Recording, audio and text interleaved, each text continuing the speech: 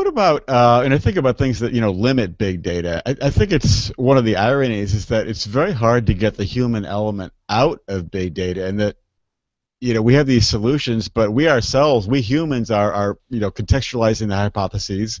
We're getting the insights back. We're getting a series of answers back. We've got to decide which of those answers is real or not. Isn't it kind of one of the ironies of big data is that the human element to that is as important as ever. Do you know your take on that?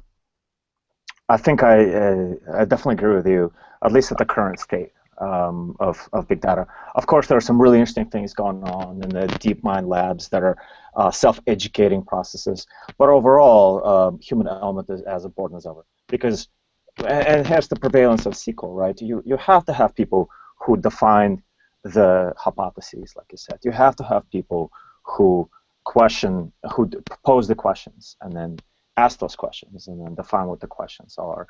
And this is why big data is so hard to deal with, because it's very hard to ask those questions with a lot of current technologies. And it's very hard to iterate on those questions. And so I think any big data expert should focus on offer its human element the best tools to iterate as quickly as possible, right? Whether that's SQL, whether that's programming languages, and so forth.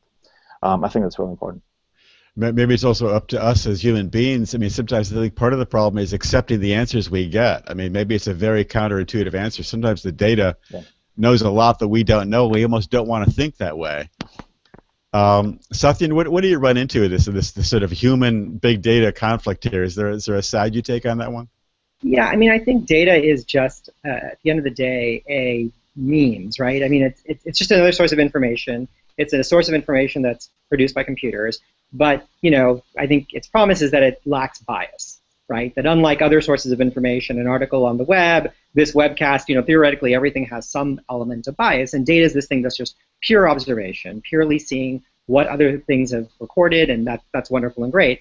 I think that what we need is to make that source of information much more accessible so that you can validate the hypotheses that Tino's referring to, so that you can actually get in front of an idea and say, look, I can go gather the data to be able to get it. And I don't think these ideas are as complicated as most people consider them to be, but I think the steps that you have to take in order to get the right data are themselves complicated, so there's a fatigue factor.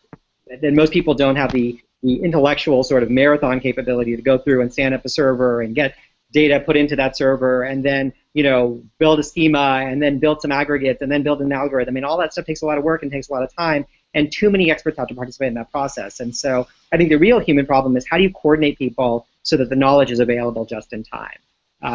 We spend our time thinking a lot about that there's a lot of embedded knowledge inside of companies. And really the big challenge is how do you surface that big embedded knowledge, whether it's in a Google Cloud system, in a Teradata install, in somebody's head. How do you get that in front of somebody? Then that's sort of where we exist. Mm-hmm. Mike, what do you think? Human versus big data, is there a winner there? In the Hell 9000, I think that the astronauts were jettisoned out of space. That famous line, "Sorry, Dave, I can't do that, Dave." Yeah. So far ahead of its time. Yeah, I'm thinking back to the Industrial Revolution and the Luddites and so on, and the John Henry with his hammer versus the steam drill. Right. I think the steam drill wanted that one, if I remember. Yeah. Okay. Certainly remove more coke and iron. But the whole point of big data, the whole point, as Satya was getting at, and I think, is that you're mining it to get some value to make an informed decision. You want to create a more aligned strategy. You want to work in a context today with some knowledge of future events, some prediction of future scenarios or events. So it's not really one or the other. You still have to take that data and use it in order for it to have value. And I'm thinking maybe we need a new metric. It's not time to value or time to that. So. Do we lose you, Mike? The HAL 9000. Oh, there you are. Okay. So heard me. Okay. You're talking about a new metric. I'm fascinated to know what the new metric is. Time to intelligence rather than time to value or time to install. Right. It's the time it takes to get to the point where you've actually incorporated the result into some actionable thing and realize some return on your investment. Right.